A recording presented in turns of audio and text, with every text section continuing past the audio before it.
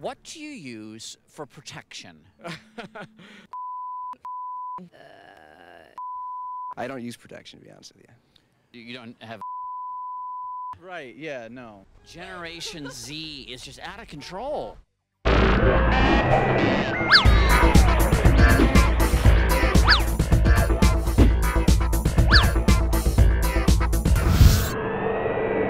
Hello and welcome to CNN's News of the Absurd. I'm Jared Bellini, and if you're a fan of reality TV, summer can be kind of a bad season for your viewing pleasure.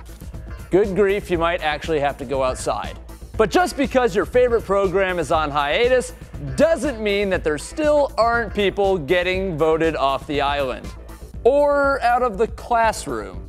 I will never be able to send him to school again without first worrying, is something going to happen? 5-year-old Alex Barton's mom admits that her son has had a few behavioral problems in school, but it's his teacher's behavior that has her all fired up. Took him and stood him in front of all of his classmates this week, asked every single child in the class who was present to tell Alex why we don't like him.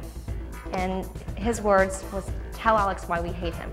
Now, certainly this is an inappropriate punishment for a kindergartner, but for an adult coworker, it's a great way to communicate. Anthony, it's your turn. I hate Ron because he types loudly. Angie. I hate Ron because he always talks about his dog. I just hate Ron. Then they had a vote on if he deserved to stay in the class or not. All right, guys. All in favor of Ron staying? Raise your hand. All right. All in favor of Ron leaving? Raise your hand. Ron, I'm sorry.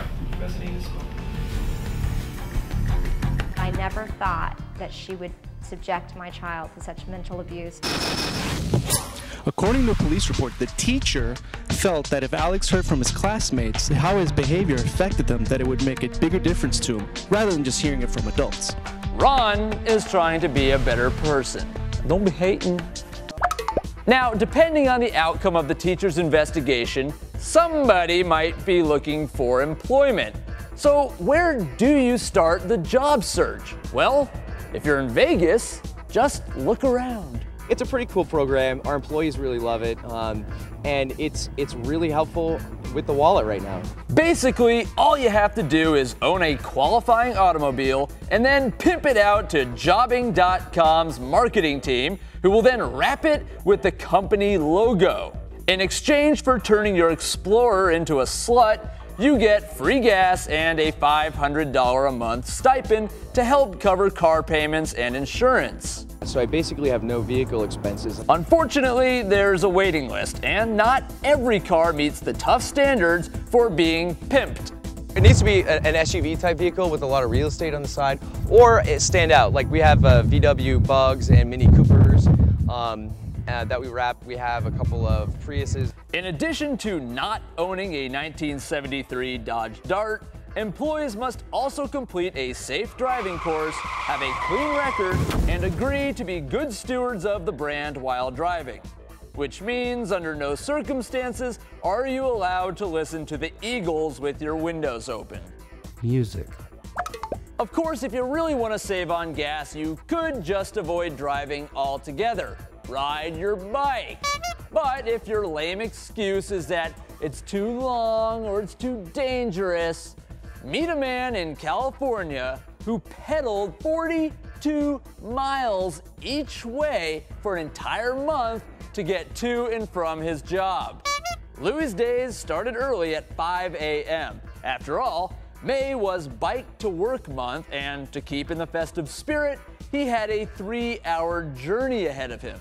It's something I've always wanted to do. Ever since I've been working here, I talked about riding my bike to work from there, you know, but I never actually did it till this year. Fortunately, on the main highway, Highway 58, it's not against the law to ride a bike. So alongside trucks and passing cars, Louis pushed on through the morning. If you just put one foot in front of the other, keep moving, you know, you're gonna get to your destination eventually. I think it's fabulous. It's saving me, you know, it's $400 back in my pocket. We could spend on groceries. Things are getting expensive. Which is why Louis says that he'd still like to pedal his bike into the office a few times a week even though Ride to Work Month has now officially reverted back to our ever-popular year-long celebration of carbon emissions.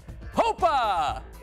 Well, that's all for this edition of News of the Absurd. I'm Jared Polini, and I love the smell of car exhaust in the morning. It smells like victory.